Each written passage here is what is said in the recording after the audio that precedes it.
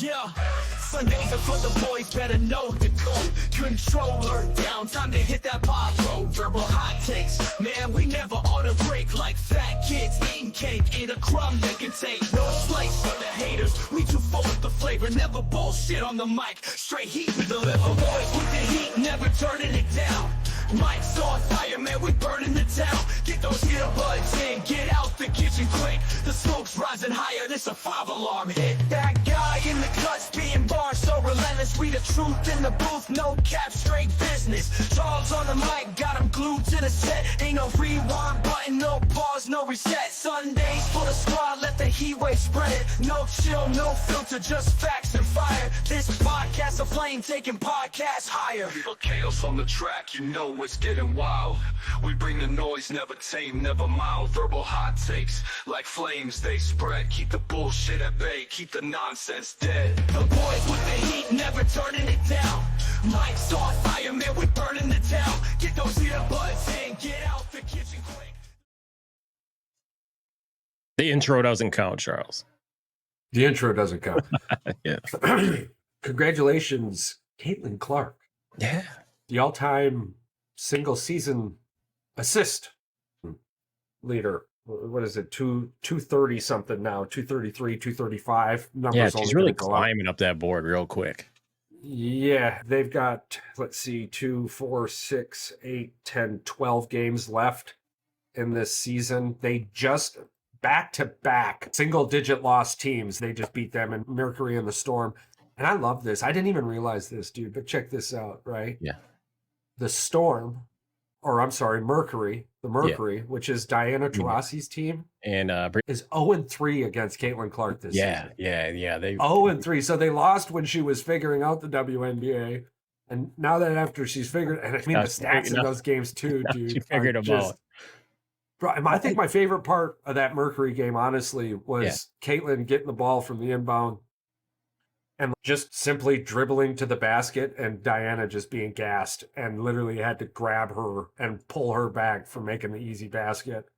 And I tend to end up being the guy who seems to be okay with just throwing my poop at the throne. Because honestly, I do it a lot with LeBron, and now I've done it with DT here. But I like to consider myself reality.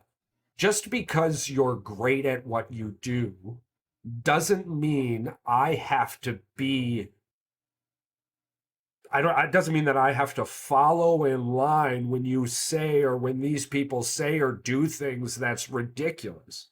And I don't think that it's out of the world for any of us out here doing this to keep it within reason. Upcoming on the show here, by the way, small pause. Audience out there, we love you and we love to hear from you. Please keep commenting. In fact, we would love to hear more about what you want to hear about. Also, tell us some things about your team. Yeah. If you want to know more about your teams, please. We love doing research, and we can't wait to do more of that. We've had a handful of comments recently that have sparked a buttload of engagement. So we absolutely love you guys.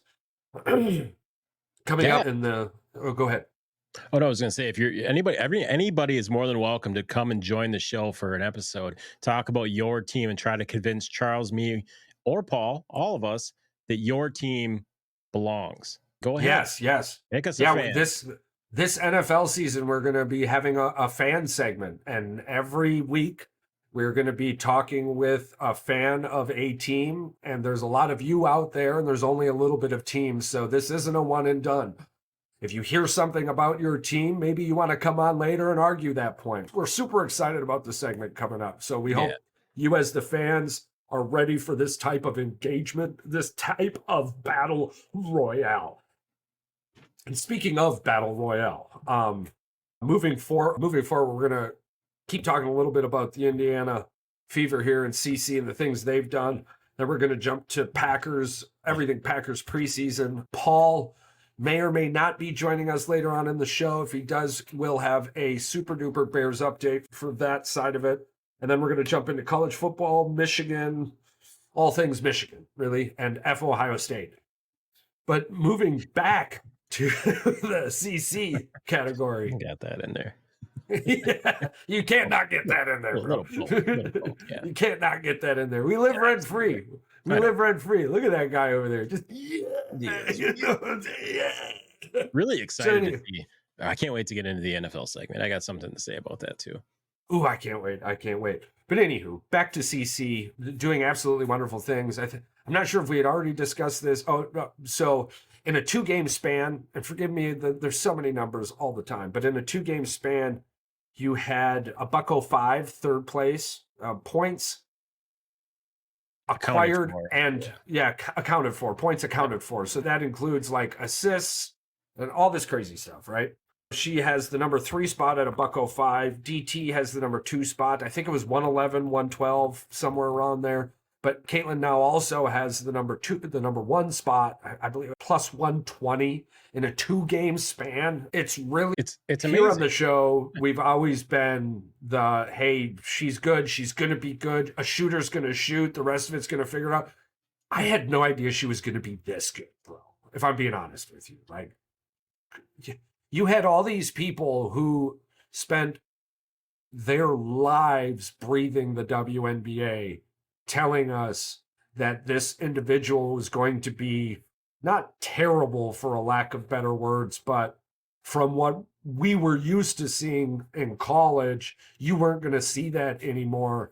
And I'm waiting to not see that, right? Like, how could all of those people be so wrong? Over half of them hold records in the WNBA that she's currently breaking and destroying. But how could they? I don't know. I think I've been that wrong before analytically. No, I haven't. Because there's some hills you just don't die on, right? Like like the NFL, which we'll be talking about here shortly. You hear me with the Detroit Lions all the time. I'm not going to argue with somebody who's going to tell me the Detroit Lions are going to win the NFC North this year. There's no way I can argue that, because the Lions are good enough to do that. And I was thinking about this on the way home too, Patrick. There is nothing that says the Lions aren't going to win other than me thinking they're the same old Lions. And we'll get to that here. Yeah. We'll get to that here coming up. But what has been your take on the CC? The CC? Are you as shocked as I am? Not necessarily shocked. I don't believe, I didn't expect her to, the way she was getting pushed around early made me think that, oh, she's gonna get bullied around. It's bully ball. She's not a big player. She she was pushed around in college as well, but what she could do that other players couldn't is she could step back. She had way better handles with the ball. She could get away from a defender. She could create her own shot without the ball getting open, and her range is unlimited. So those things we knew, right? We knew she was available, easily get the ball, shoot from anywhere, basically. The thing that surprised me the most is that she's been so consistent. She's had a few bad games. Her last 10 games, bro, check this out. The internet's not even telling me about turnovers. It's not a significant stat. Oh, no. Points per game, 17.6. Have been nuts. Yeah. I mean, I'm rounding to the nearest whole number here when I tell you these stats. Points per game, 18. Rebounds per game, 6. Assists per game, 8. Steals per game, 1. That's so 1.4, 8.3, 5.8, 17.6 over the last 10. A dog, bro. A dog. Yeah. Right? What? He's got 12 points a game, right? Yeah. I wonder what. It's her plus minus that blows me away, because it's her value to the team. Yeah. And the fact that it's her value to the team, and the fact that the Fever are a competitive basketball team, not just versus the teams that they should beat, but they were the worst team in the league. They got the number 1 pick for a reason. Yeah, she's got her turnovers a game. Now, and here's the thing, too, that you have to take into consideration, or we have to, arguably. There's only 12 games left in their season. They play less than, 60 games? I know that number. Less than 60 games in a season. So when your first 15, 20 games start off crazy, right? Like, it's gonna be hard to, even with all this said, 5.5. Down to 5.5. That was almost 10 the first handful of games of the season. It's changed dramatically. Let's see if we can catch a game log here. Yeah, it looks, actually, you know what? And it looks comfortable. 5 5 appears to be it. But in their last 2, 4, 6, 8, 9, in their last 10 games, they're 7-3. Yeah. In their last 10 games, they're 7-3, comfortably inside the playoff. The Indiana Fever are on their way to the playoffs. I don't think that's okay. So we've got the Lynx, the Dream, the Sun, the Sky. Friday, August 30th will be interesting. Yeah, it looks like the Sky are literally holding the 8th seed right now. Yes. And they're in the 7th seed, comfortably in the 7th seed, because I believe they have the head-to-head tiebreaker as well. Yes. Yeah. The Fever are up 2 games. 2-1. Yeah, 2-1 on that. And they only have 1 game left. So that would get interesting. Don't get me wrong. I've made a lot of memes. I made a lot of videos with Angel Reese and with the missing the shots. Everybody's doing this. This is not taking anything away from either one of these players, because I did it with Caitlyn Clark too. I hope you people realize that this is not meant to bash anybody. It's for humor purposes. If you guys take this seriously and you want to find this as a racial thing, that's your problem. That's between you and God. That's not between you and this show. But yeah, we like to poke fun. We like to have fun. We're fans of basketball. We're fans of sports. We're not fans of individual We're fans players. of good basketball. We're definitely fans of good basketball. And I hope both of these players make the playoffs. Yeah, I hope they both do. Honestly, my dream would be to see them on the same team. I think that would be ridiculous. I think that I don't think people realize that they probably have buried this in the background. And they've probably texted and talked. I think people are just making way more out of this shit than what it actually is. But there's a lot of content here. That's for sure. Yeah. That's for sure. So congratulations. Again, the final thought, I'm just befuddled. I'm befuddled on how all those like high-statured people could have been so wrong. It's mind-boggling to me. Yeah. A few people in particular at the 4-letter network. Yeah. Preseason football. Yeah. Now, you and I have had multiple discussions on air, off air. Last night. Colorful discussions. Both of us have come to a common ground that the preseason to us isn't about you guys are just saying this because you guys got your ass kicked. We could be, but could be. We've said this in multiple other episodes though, so surprise, the internet's got my back and our back. But the preseason is about individual performance. Yeah. And it was funny because we were talking pre-show and we found out that the number on that game was 6.5 to Denver. 6.5. Yep. Before we just looked at that. That's no fucking way. What? No way. And then realized Green Bay was sitting 31 starters, right? On a 53-man roster, Green Bay was like 31 dudes ain't playing. So you didn't have the number 2s out there. You had the number 3s, and what they were doing was fighting for roster spots. You had a couple number 2s out there that potentially could be 2s, but are probably 3s or 4s. Yes. And with only 3 preseason games, everybody does the preseason different. This is more I don't mean audition. To bring correct. Absolutely. Game 2. Yeah, game 2 is an audition. Game 1 is to get the rust off the starters and for the rest to position battle, right? Game 2, it appears, for Matt LaFleur, has become a position battle game because game 3 is going to be dominated mostly by starters, and you're not going to have another chance to put a whole bunch of tape. Our boy Wilson ran the entire game, more or less. Wilson is pretty much the only player from any of those guys that there's still players like Heath and all them guys really got to prove themselves. Wilson. Excuse me if I'm wrong, bro, but did that gentleman not have a fumble issue in college? Oh, yes, he had a fumble issue. Do any of our running backs currently that we're aware of have a fumbling issue?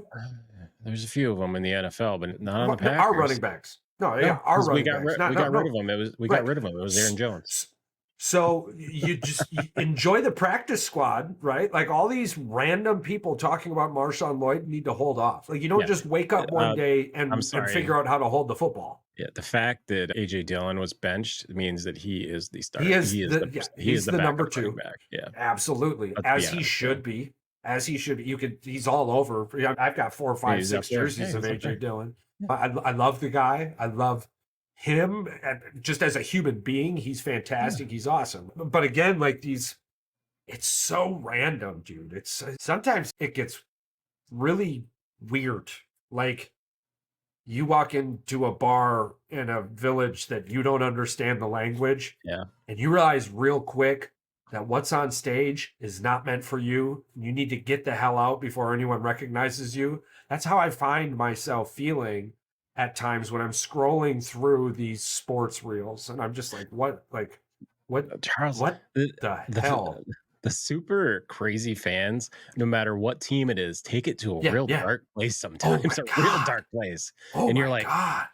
don't you like your team? What are you doing talking about them It's like that? so weird. Like, I understand the love hate with Daniel Jones, and we'll get there shortly. Yeah, But that's just I wonder, a lot of these people watch more college football than pro football, I'm guessing, right? Because, like, it don't matter what you do in college. yeah. And I'm bummed that Paul isn't here at the moment.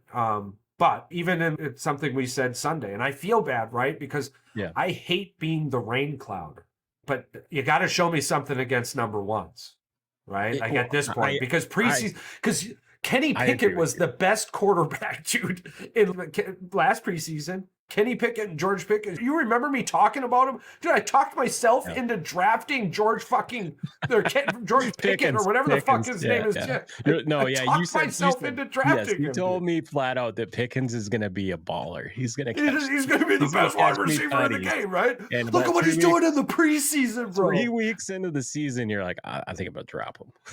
Bro, he almost costed me my championship, dude. Yeah. It almost costed me a championship. But the same thing goes. You see the speculation out about Milton being this like practice guru quarterback. Like he's amazing. He's the best. The Michigan's Trent Jones like literally came out and said, because he played with him his freshman year. Yeah. He goes, yeah, he's the best practice quarterback I've ever seen this week off. And I was like, that's crazy because that's what Right. some fans see. They see the highlights on TV or on the social media, and they assume that this player's elite. At the beginning of this preseason, you had brought up the fact that the Lions went 4-0 the year they went 0-16. Yeah. And multiple Super Bowl teams have gone 1-3, 0-4, or 2-2. Like I believe it was almost Patrick Mahomes commented almost and said, 80% of the time. yeah, he said, it's not about what you do in the preseason, he goes, because it doesn't mean shit. Absolutely. So we're saying this because we look at preseason so much more different.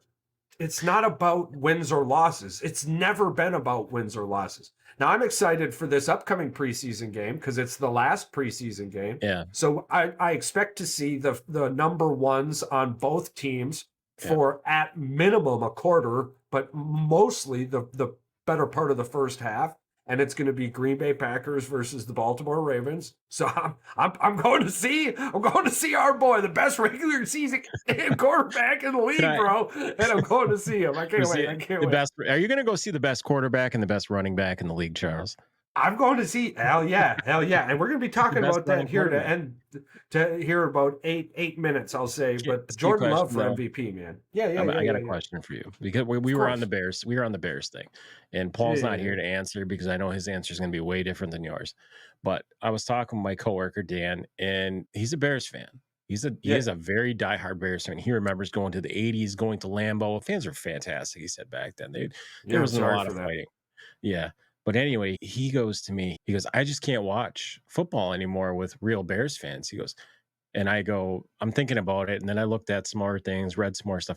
This blind optimism that these Bear fans have, it's almost like they've got these 1980s Jim McMahon sunglasses on that just have the blinders where all they see is the future. And the future is this quarterback and Caleb Williams. And I hope Caleb Williams is fantastic because the competition between Love and Williams, that would be awesome to see those two teams. I hope I'm wrong. It's just for it. Do you know in the last see it right now? Do you know in the last 21 games, in the last 21 games for rookies, their first 3 games, right? Their record is 2-19. Oh, the rookies. You're talking about Yeah, just yeah, NFL? starting rookies, first season. Yeah, their first 3 games, they're 2-19 over the last 21 games in that scenario. I'm Right. gonna So I'm gonna that's take a including things people like CJ Stroud and I'm gonna Kyler take a Murray. I'm gonna take a wild guess and say CJ Stroud is one of those weight victories. Oh, yeah, yeah, And yeah. But in their first 3 games. yeah, I'm trying to think of who the other one would be. See, now they have since, what is it? Either 2000 or 2010, first year rookie quarterbacks, starting rookie quarterbacks have a 30% win rate. So winning half of your games would be great. Now, Okay. maybe Williams is the anomaly. I was looking at it, dude. His last 2 games, 170 passing yards, 20 rushing yards, and a rushing touchdown. I hate If to be anything told me, go ahead. they're a 500 football team with those stats. Oh, yeah. Yeah. If anything told me he was going to be the guy this season, I wanted to see at least two throwing touchdowns. But he's not. He hasn't gotten enough playing time against number ones. And the playing time he's gotten against number ones. I love Paul, but man, to say that catch that Rome caught was one of the greatest catches you've ever seen. The guy didn't even turn his head around looking for the football. The receiver did. That's You're playing against a bunch of people who don't play defense. That's what is easy. When the defender doesn't turn around to play the ball, that's the easiest catch a receiver can make. It doesn't matter how cool it looks. It's not that hard. Now, we're Packer fans, so of course this is going to sound negative. Yeah. But of course, we're seeing flashes with Caleb Williams that remind us of people like Aaron Rodgers. Reminds us. I'm not calling him that like everyone's calling this kid Patrick Mahomes already, right? Like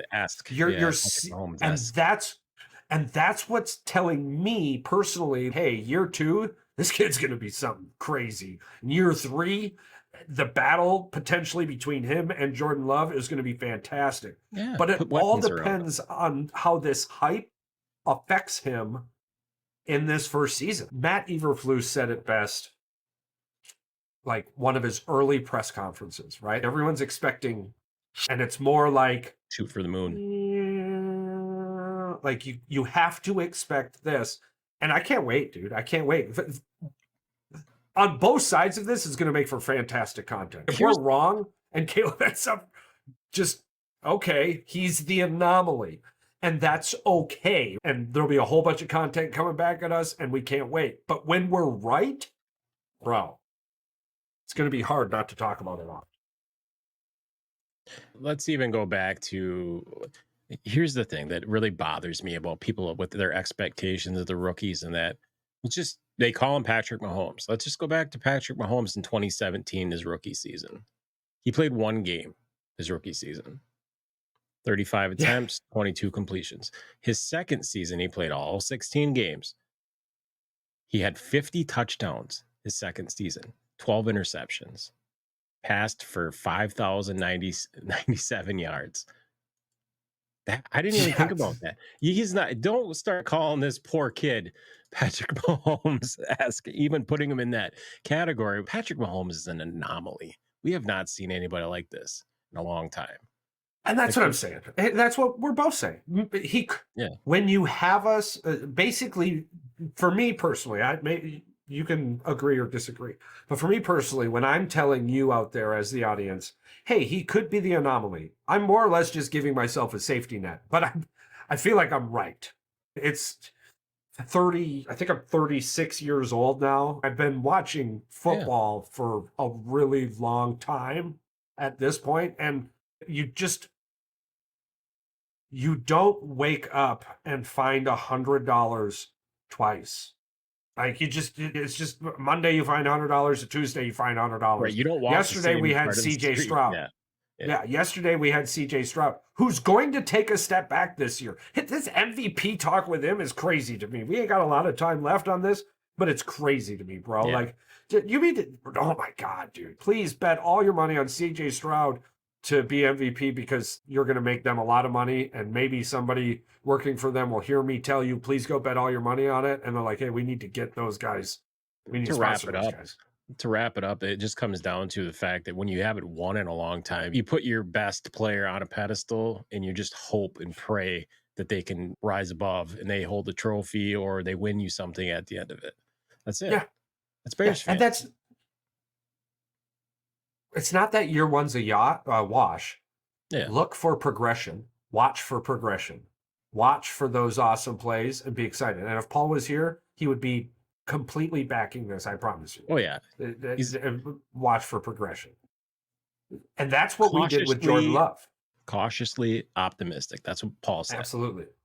But that's what we did with Jordan Love last year. And now this year, I've got different expectations. You did, but there was times where I was bitching and you were like, bro, calm down, bro. Mm-hmm. Just relax. Well, yeah, you were calm. You were calm cucumber the entire time.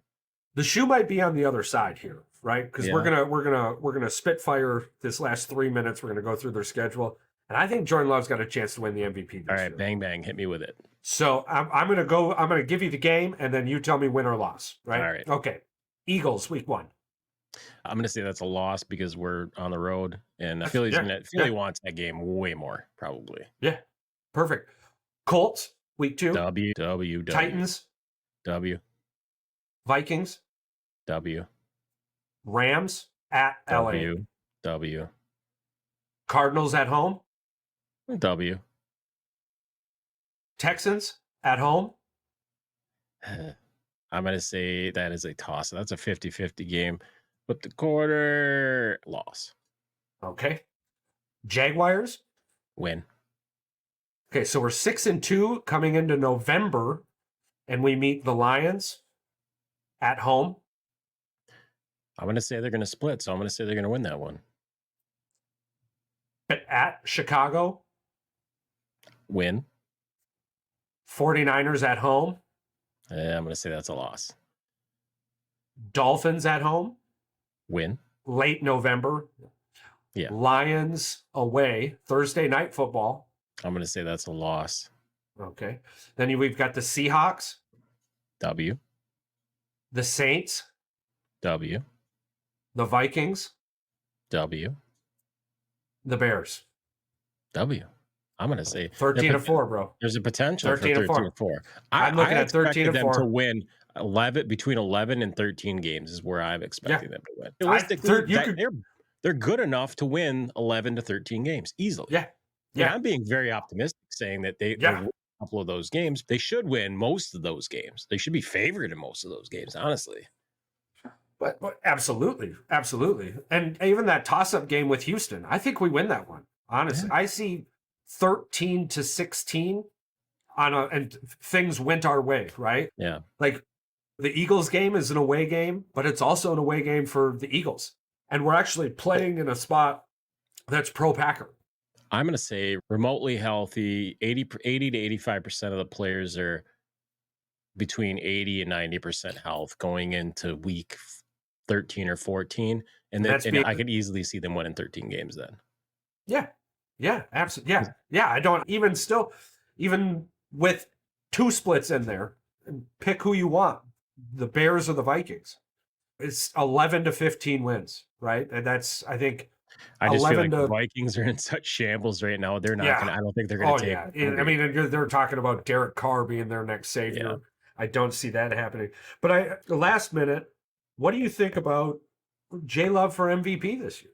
I want to say he's in the top 5, but arguably I know he's in the top 8 for odds. Do you want to know what the only negative? I think I brought this up earlier before pre-show. The only negative about Jordan Love is he's going to throw a lot of yards. He doesn't favor a particular receiver, so that might end up hurting him because he's got Jacobs this year. He's got other weapons. He's going to spread the ball around so much. It's going to depend on the other players of whether or not they make it in the end zone. He's going to move that ball all over the field. Yeah. It's about how many touchdowns he throws, I guess. So Josh Jacobs could end up hurting his MVP chances, we think, because that's potentially with him having a 1,000-yard season. What I painted with the colors you gifted me with that conversation on the canvas was that the amount of spread will get into the end zone, but that will allow Jacobs to eat. And Jacobs might end up with 15 to 20 touchdowns this year, maybe more. This might And be a scenario where they get down to the 3 and they don't throw that short pass. They hand off, and Jacobs is a bowling ball, so he just barrels into the end zone. do we feel, and we'll jump to college football after this Yep. question, do we feel that the Green Bay Packers Super Bowl chances this year rely on Jordan Love playing like an MVP? I don't think they rely on him playing like an MVP, but at least a repeat of last season. I think it would be almost a foregone conclusion if we get an MVP form that we're in the Super Bowl. But I agree. I don't think he needs to be an MVP. I think he just needs to be the quarterback he is. And I think we win a Super Bowl pretty easily, actually. Because arguably Purdy didn't have to play like an MVP to lead them to the Super Bowl in the NFC. No, you just gotta get some breaks. It had a CMC acting as an MVP, the number two running back is. See where I'm going with this? Let's clarify this. You need a player to play at an MVP level, and we have that in the back. We have that potential. Right. We have that potential all over our offense. I'm super excited about it. That brings us to college football. Yeah, 1 week away. We're excited. Yeah, 1 week away. Let's bring up Michigan's schedule here. Because there's a few games we want to talk about. Oh, never mind. The game just says, hey, by the way, F you. Saturday, August 24th, this weekend, or next weekend. Or no, this weekend. Florida State and Georgia Tech kick it off, by the way. That is the game that it's not the game that I was expecting, but that's pretty cool. Yes. Okay, so we start the season with Fresno State. And then September 7th, Texas comes into Michigan. Now, Texas is going to be a tough team. And I don't know who we are. Yeah, we don't have an identity because we don't have our quarterback. It's going to be interesting, to say the least. The Fresno State game is going to be obviously a warm-up game. Defense is going to feast. That could be a 45-13 game. I don't know. The backups come in the third quarter and play most of that game, I'm assuming. They're going to figure out real quick what they got, though. They're going to have running backs. Michigan's got running backs. They've got a run game, for sure. They still have a decent offensive line. That defense is freaking absolutely loaded. Could be the best defense they've had in years. Arguably, I don't understand how, but everybody keeps saying that it is. But I'm just going to go with what the people that know way more about college football do than I do. Yeah, as of now, Alex Orji is the favorite to start. Yes, because the rookie, I believe, he may get in a few games, but I think he's redshirting. Could he be a dark horse Heisman? Orji? Orji can run the football, and I think that people don't realize how big he is. 6'3", 236. It's almost like you have it at the top of your head. Like you already knew. I just read a paragraph on it. It's funny you mentioned that. Charles, hold on. Let me get this one joke in here. So you're saying he's not little like Jordan Daniels? No, absolutely not. He's got a cannon too, from my understanding. What if he's Anthony? What if he plays like Anthony Richardson? We make it to the playoffs all day. Yeah, if we beat Washington. Even if he's remotely, because we have to remember Anthony Richardson in college was terrible. Yeah, he was good on the deep throw and he was fast, but he was like sub 56 or 54% accuracy on short to intermediate throws. And Orji just complete 60% of your passes. You can throw some interceptions because the defense is good enough to get the ball back for you, but just don't be stupid. So that's what I'm saying. I'm talking 60%. Our defense is going to be good. 30 touchdowns and maybe eight or nine on the ground, and I'd be happy. Universally, what I'm hoping for is Texas beats Michigan in a close game. Because I don't see the Bears beating Green Bay this season, and I would love for Paul to have something to talk with us about. Because every chance he's gotten so far, we've been able to we've won. I think it just keeps happening that way. I'll be honest. I think Texas has national championship aspirations. They're loaded. I don't think Michigan has Three losses still gives you the opportunity. Michigan has the defense to win that game, but I don't know if they get into a shootout that it's like the TCU game all over again. They don't have the horses to keep up. I don't expect a shootout. I expect a 31-24 game or something. Yeah. I can see 31-17. I can see a loss 31-17, 30, but I can see a 21-21. win can see, 27-24. I can see a win 27. 27-24. Yeah, I can see I mean, 21-14 too. yeah, It could be yeah. a slugfest.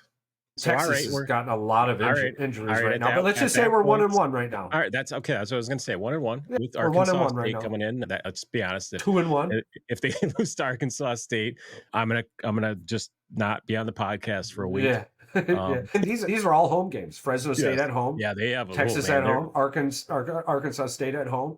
USC at home. I don't even know what USC has anymore because, let's be honest, Caleb Williams is gone. What did they leave? What did they leave in the cupboard for him? Because I think a couple players went to the NFL. It basically comes down to coaching staff, and all of us here on the show know how you feel about USC's coaching staff. Yeah. So we're going to chalk that one up to a win. We're 3-1. Minnesota comes in 4-1. Washington is going to be incredibly difficult. Obviously at Washington, new head coach. That's a tough place to play. This game right here, more or less. I'm excited for it. I'm really excited. I am, because the game more or less would determine whether or not we're in the playoffs, arguably. Like, it's not going to. If we lose this game, it's not going to, because I have no fucking faith in Penn State. I don't care what anybody says. I have no fucking faith in that coaching staff. Michigan doesn't play Penn State this year, though. So we only have to worry about Penn State off the schedule, not on the schedule. That's what I'm saying. Penn State would be if it comes down to Michigan and Penn State both with 4 losses. I'm more disappointed though with the fact that Michigan replaced Penn State with Oregon, right? So we took the number 3 team in the country over Penn State. So we literally bolstered our resume like 3x by adding. I like that though. I like that. I do. Because I like playing tough Penn teams. State doesn't deserve to play Michigan anymore. No. But same thing with this is the whole Notre Dame bullshit, that they claim we beat Michigan. Dude, the reason, Charles, we brought this up multiple times. The reason you quit, you guys signed a contract to play Michigan, scheduled them, and then said, we're not going to renew it because we've been getting our ass kicked for the last 6 years. And that's a fact. Wrecked. That's a fact. Yeah. Yeah. And it even showed too when they went to the ACC instead of the Big Ten. What a joke that was! Yeah, what a joke that was. Somebody said it was because of recruiting. They didn't want to play Ohio State, Michigan State, and lose those games in front of. I have a lot of respect gained for schools like Oregon. Oregon, Washington, USC, all of them, especially Texas coming up to play at Michigan. They did pick the earliest time, so the weather wouldn't affect them. So y'all can miss me with that. If you wanted to prove anything, you should have been here in November. Absolutely. This week 2 game, win or lose, to me means nothing. Week 2 game. At this point, with the new college football playoff ranking and how it goes, it's for bragging rights. Let's be honest. Week 2 means nothing to me. But anywho, so we've got Washington. Right. So Washington, you know what? I'm going to say that's a win. I'm going to say it's a win. Thank you, because statistically, Washington has one player returning from that team. It's not going to be easy because it's on the road, and that environment's going to be crazy. They're going to want payback. I think the first half might be something. Yeah, I think Michigan will establish the run game in the second half. What a lot of people are forgetting too is Jim Harbaugh was not recruiting the last 3 years. He wasn't going to be there for the next 10 years, right? So there is still a lot of really good players. We still have Michigan. We've got a great head coach in Sherrone Moore, who is, by the way, more proven than Dick Franklin, by the way. Right. Miss me with the Connor Stallions 2015 to 2020 recruiting bullshit. You guys realize they brought in coaches from the NFL, and that's why they got better? They brought in professional and we still have coaches from the NFL. Yes. Yeah, our defensive coordinator, former New York Giants defensive coordinator. So I think the first half will be a football game. Yeah. But I think by this point in the season, we're talking October 5th, Michigan is rolling. I love what we're doing there. I agree. All right, 5-1. 5-1. We're 5-1. Rolling into Champaign, Illinois on October 19th. That's a W for me. So we're at 6-1. Michigan State at Michigan. Michigan State is a shell of what we left them to be. So I'm going to say 49-0 last year. And Yeah, they're going to be yeah. better this year. They're going to be better. They're not going to be So, that much better. so Oregon coming to Michigan November 2nd, 7-1 facing a 7-1 Michigan squad. And at this point, Oregon could also have a loss because they play Ohio State week 6. And I don't believe that Oregon's going to knock them off. I believe they're on the road. I don't think that. I don't want to say it that way because it sounds terrible being a Michigan fan, but I don't think that they'll allow Ohio State to lose at home. Let's just be honest. No, and I think Oregon right now is the number 3 team in the country. Yes. Everyone's looking at the schedule thinking Oregon's the number 3 team in the country. I have them as a top 10 team. Oh, shit. They're at home versus Ohio State's got to go to Oregon. Damn. Yeah. Okay. Yeah, I can see them winning that game. Damn. But Oregon coming to Michigan in November, whoo, that's going to be tough. Dude, that's going to be tough. I hope it snows, man. I hope we get Mr. Snowflake himself showing up. So we'll be realistic, and we'll take your call on it. Oregon at Michigan, is that a 7-1 Michigan, potentially 7-1, 8-0 Oregon? I'm going to say Oregon speed finally catches up to Michigan, and they're going to lose that game. Okay. Because Oregon is a very quick football team. They're fast. You know how I feel about the Big 12. I think it's going to take a couple of years for those Big 12 teams new into the Big 10 to be recruiting Big 10 type players. The problem is Ann Arbor in the beginning of November is probably still going to be about 50 degrees. I wish we knew the outcome of that Oregon Ohio State game right now, because let's say Oregon beats Ohio State by 20, and I'm sitting here saying, no way. But just for the sake of our prediction, we'll just say they lose that game. If they lose that game, I think they win. Michigan wins. If Oregon loses to Ohio State, I think Michigan wins. Okay, all right. Hypothetical, then it's either or. All right, we'll just say they win. That's what I mean. All right, yeah. All right, so they're 8-1. But for the love of the show, though, we'll say that they lose. And I don't think so. At Indiana and at home versus Northwestern. All right, we'll just say they're 10-1 going into the Ohio State game at November 30th. Win or lose, here's the kicker, though. This is my thing. Yeah. Winner at this point, if we're 7-1 with Oregon, we lose Oregon, okay, and we lose Ohio State in a close game. Both those are close games. Yeah. Regardless, we're in the playoffs. 9-3, and we're ready for whoever we visit next, right? 10-3, 11-2 at worst. Yeah. Right? 11-1. I'm thinking 10-2. I'm thinking we're 10-2. I don't trust Ryan Day, bro. I don't trust Ryan Day, but I believe that they surrounded themselves with enough talent that they're going to be good. Let's be honest. They're offensively, they put together juggernaut teams every season. It's just... And they get away with a lot of shit. Here's my question for you, though. We've talked in length off show and on show about how the Dodgers spent a whole bunch of money and they're still going to be trash. And everyone believes they're still going to be trash. Is this the potential of the scenario that we're going to be talking about? Why aren't people talking the same way about college kids? Those are professional fucking athletes, all-stars of their perfected craft. They will be talking about Ryan Day and Ohio State if this $20 million comes back to bite them right in the ass this year. What's to say the $20 million is going to pay off? It's not a guarantee. Very rarely does it pay off when the all-stars of their perfected craft get together, even in the NBA. Right. I mean, that's a top level. That's a top tier talent right there. And you still even in the NFL, bro. Even in the NFL, all the time. Look at the Ravens versus Kansas City. Who would have fucking thought that? Honestly, only people to bed the way they did. Yeah. So you see what cool. They got $20 million on. They're not even the number one team in the country. They've got the number one team on paper. Look at the Detroit Tigers did last night. Yeah. You posted it. That was awesome, by the way. It was. It just makes no sense to me. There's been no proof, right? The Penn State shit, no proof. No. The Ohio State shit, there's no proof. Now, as a Michigan fan, there's been a whole bunch of proof. There's been 10-win season proof for 4, 5, 6 seasons now. Yeah.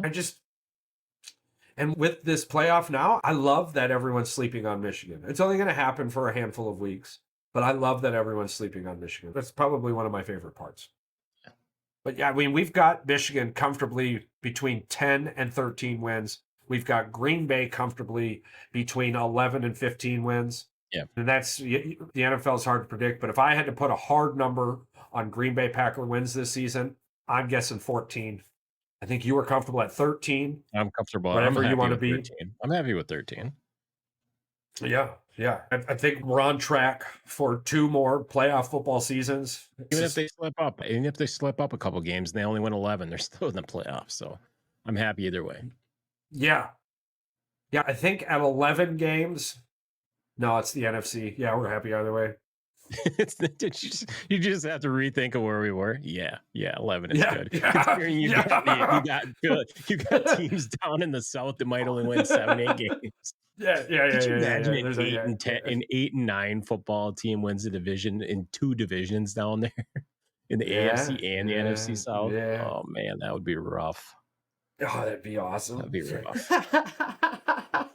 How big of a shit show Can you is imagine, dude? The best part about that, bro, is an 8 and 9 team is going to host an 11 and fucking. That's the worst. 6, the NFL 11 and needs 5, to 11 do and 6 something about that. They need to change these rules. By the way, everybody's losing their fucking mind about that baseball rule too. By the way, I saw a guy go on TikTok and he was like crying about it. I'm like, dude, it's a proposal. It's not a guarantee yet. Here's the kicker. Unfortunately, without it being a guarantee, it's going to happen. But my thing with that is okay, you must be new to baseball. You're one of those people who showed up after the pitch clock, and that's cool. Great. Dude, welcome. he's the guy that's watching the TV and asking why the third baseman and shortstop aren't moving because he can't shift anymore. yeah. Like when you grew up watching baseball, I absolutely miss the battle days, bro. Yeah. Like Pedro Martinez and CC Sabathia and just, bro, like over and over again. Verlander, Scherzer, Charles, like question all over the place. Clayton Kershaw in the beginning of his career. What's up? Do you think we'll ever see a no by both pitchers going into the 9th inning again? Yes, like we did back in with the these 80s, new 90s? with these new rule changes. Yes, I don't know about a no, but no, I agree. No, with the new potential rule changes, yes. Without, no, because there's nothing that says I have to. Because remember that the Brewers, they There's just pulled a guy the other me. night in the 7th inning or whatever, 8th inning, but we had no hitter going. Yeah, but that's probably pitch count, and we're headed to the playoffs. They probably had a talk in the dugout, and that apparently. Remember we touched on this the other day. You guys didn't, if you didn't catch it in the other episode of the podcast. Charles talked about Paul Skeens' pitch speed, and he's not throwing the heat anymore, and that could potentially be because he's trying to save himself and save his career. They're not in a playoff race. They're 11 and a half games out or whatever it is. There's no reason for him to. Yeah. He's already going to get $1 million guaranteed, and in a few years here, he's going to be a $300 million pitcher. So yeah, somebody somewhere told him, "Hey, next season, chill." Yeah, where are we with that? You were talking about the Major League Baseball, the potential rules of we might see. So to end on that, the reason I believe, wow, this hat is terrible on the bald head. There's something just poking it. Bro. She's rubbing you raw in the back. Right. Yeah, I've had surprise. One. Oh my God, what the hell was that? I'll have to figure that out later. One of the old needles. It's too expensive. Holy, like my hat, the top of my head now is cold because it was just scratching the whole episode for an hour. Jamming the back of the melon. Oh my God! Surprise! I'm bald. If you didn't know, now you do. With the new rule change, it would force me as a pitcher to become better in the 4th, 5th, 6th inning. Like right now, I don't have to. If I do, great, but I don't have to. If you're forcing me to, now my routine, my exchanges, my practice days, what I'm practicing, how I'm practicing, all of that changes because now my goal every single fucking time I pitch is to get to that 6th inning because the only way I don't is either I'm injured and I'm not pitching again for a while or I've just blown my ERA out the ass. I think we're going to see lower ERAs.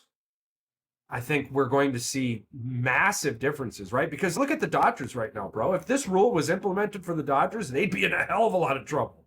Oh, yeah. The Dodgers rely on their bullpen almost as much as every team and any team in baseball. And you're talking about teams that are just destroyed right now on the injury side of things. Hell, even the Brewers are still. We've got our setup guy, T. McGill down there. He's doing great. We should expect to see him back again soon. But that'll be interesting. Let me pull up some facts here for us. Oh.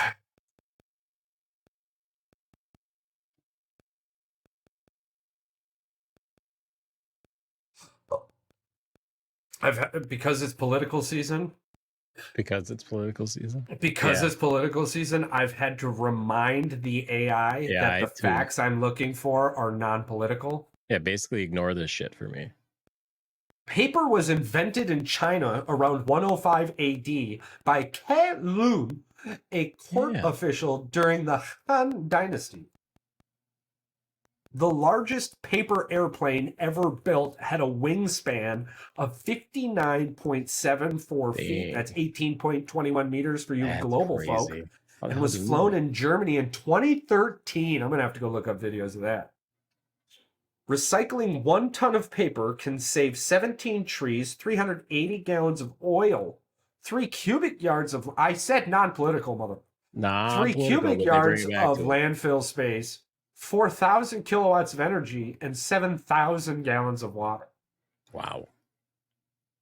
Origami, the art of paper folding, originated in Japan and has been practiced since the 17th century. The first paper mill in America was established in 1690 by William Rittenhouse in Pennsylvania. I wonder, Rittenhouse family, let me look them up real quick. They're still around. I promise you they are. Yeah. Let's look them up. Rittenhouse family info. Let's just see what the internet tells us real quick.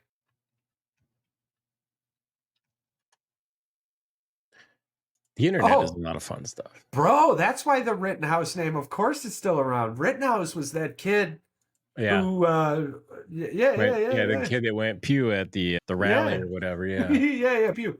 Yeah, I knew that name sounded familiar. Terrible. That's funny. All right. What decade did you do yesterday? 70s. All right, we'll do 1980.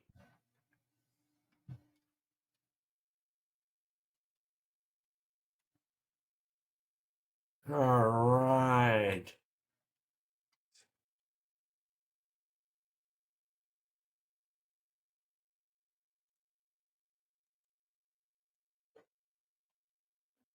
Huh.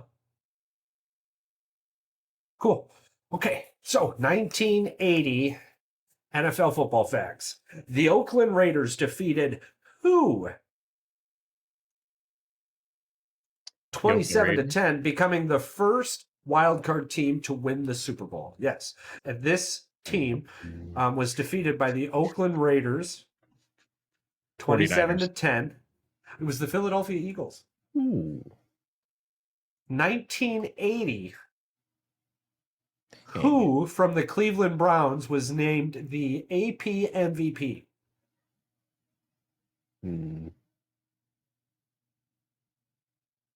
I do not know. I'm going to say Icky Woods. Brian Sipe. Oh, Icky Woods played for Cincinnati. Yeah, let's see. Super Bowl champion, Oakland Raiders. That's weird. Why did it say? Huh. I'll have to dig a little bit further than that. I'm glad I opened it up. Sometimes the internet can be a little. Lester Hayes of the Oakland Raiders. There goes your answer. Defensive Player of the Year. Who was the Offensive Rookie of the Year in 1980? Huh. The defense was Buddy Curry. Damn.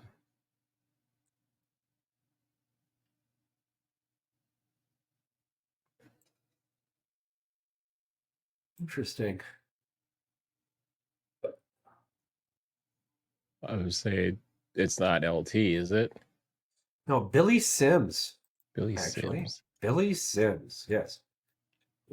passing leader, Dan Fouts, played for what team when he accumulated 4,715 yards? Fouts played for the Pittsburgh Steelers, didn't he? Or no, San Diego. Chargers. Man, I'm losing it. That's I think Oh yeah, Paul was the only one who got one last week. That was the fact that I wanted to bring up about the Chargers now that we've got our old boy Hunter back. So there's a rumor floating around that Jim Harbaugh not only is out there taking receptions, he's out there coaching the quarterback. He's out there coaching Herbert one-on-one. He did at Michigan back in the day.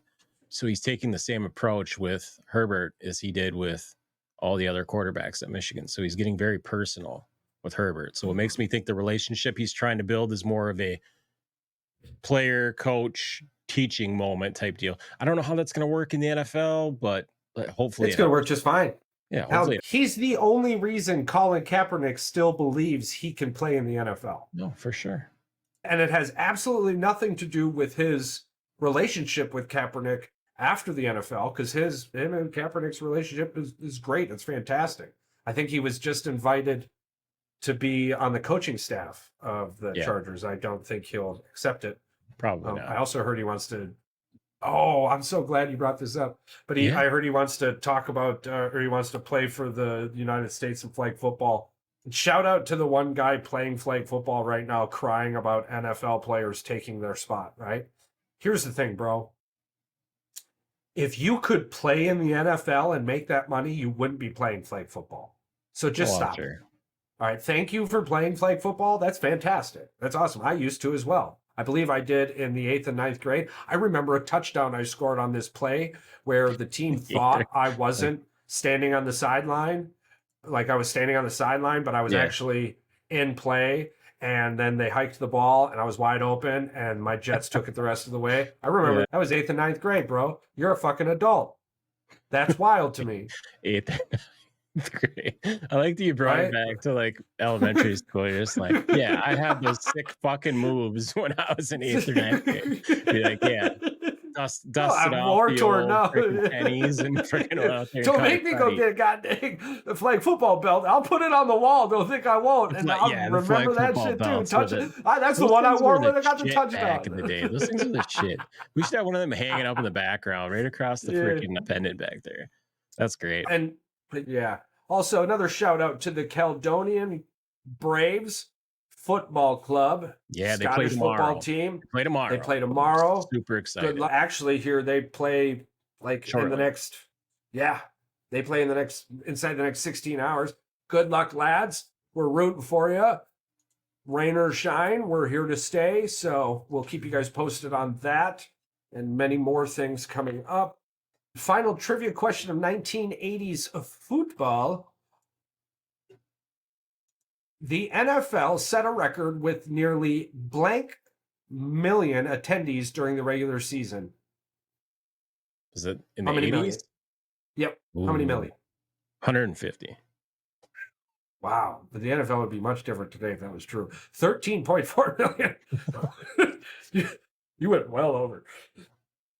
That's all right. We shoot for the moon here on Voice of the Woods podcast. I guess stadiums were smaller back then. I don't know. If you think about it, 30,000 times how many games? I thought 13.4 million was massive for 1980, and then you hit me with 100 million, completely took it away. Well, I guess the 100 million is 100. They don't even hit 100 million now. Yeah, I think that'd be pretty funny. But do we got anything else we want to bring up, mention, talk about? No, I think we're good. Yeah, I'm way off, Charles. 18.85 is what last year was. Just hit you with that fun fact there, everybody. 150 million. So you're like they're playing in stadiums that hold 150,000 people. I was going to say, if I had to guess, the 100 million would be like over a 10-year gap. They'd be lucky to reach it in 6 or 7, but like I said, I thought 13.4 was a lot, and then you guessed 100 million. I was like, here's a fun fact. What team last year had the lowest average attendance at 61,769? What team? Yeah. San Diego. Chicago or the LA Chargers. Chicago Bears. Yeah? Yeah, I think it's because their stadium isn't that big though. I think they're. Man, the What did Cowboys they? averaged Yeah. 93,500 fans last year. That because of the Jerry World, obviously. Wow, we talked about it, dude. We talked about it. We said Jerry's winning. This is I just didn't not realize that NFL stadium fan held that winning. many people. Yeah. It's big. Mhm. I didn't realize it was that big. I want to go there and watch a game. I do too. Yeah, I do I too. just don't But I'm want to not support driving. here. I'm not driving anywhere. That's what And we I got don't. Paul I'm. for. Yeah. I don't think Paul drives. And from the stories we've heard, we might be just taking an Uber. Yeah, we'll just go to Dallas and we'll get one from the hotel and we'll go down there. Not Hopefully. to go there. Like that's No, the big trips. cities. But Nobody wants to honestly, drive in them fucking cities anyway. no. All we Terrible. got to do is we just got to get a hotel across the street from one of those things. But I don't Yeah. think it is. I think AT&T's like outside of Dallas or just outside Yeah. of Dallas. Yeah. It's Yeah. still going to be interesting as hell to go see. But Can't wait for it.